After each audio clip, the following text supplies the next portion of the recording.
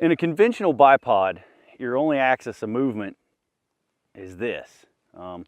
Some have some cant and whatnot, but generally speaking, this is your movement. So if I'm getting down, and especially on a downhill shot, and I've got to move my reticle down, you know, I'm now in a situation where I'm not going to be steady because my bipod has essentially created a pivot and I'm the back end of it that didn't lock down.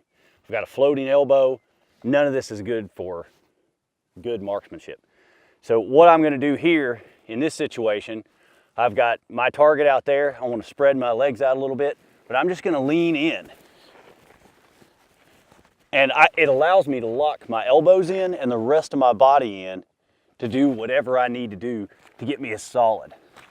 And plus, as I rock back and forward like that, the tension in the springs pushing against my weight is making the platform even steadier for me. So instead of me having to worry about finding the right situation and finding a jacket and a rock to stick under here and my elbow, I now can move my elbow this way and I can track my target, never taking my eye off the scope.